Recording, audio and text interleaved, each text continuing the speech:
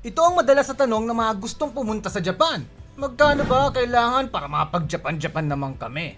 Before I answer that, tanungin mo muna ang sarili mo. Ano ba ang gagawin mo sa Japan at saan? Kung within Tokyo ka lang, mas tipid.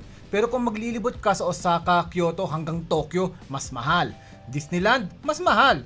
Pero kung tatawid ka lang sa Shibuya Crossing, mas mura. Length of stay? Syempre, malaking factor din yan.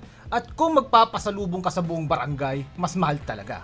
For reference, noong una kaming pumunta noong 2019, 10 days kaming nagstay, gumastos kami ng 120,000 pesos all in for 2. Nakapag-shopping pa kami niyan at gumala from Osaka, Kyoto, Shirakawa-go, Takayama at Tokyo.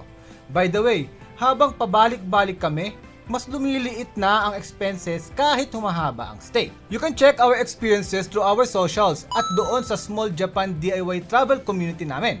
Kaya join na!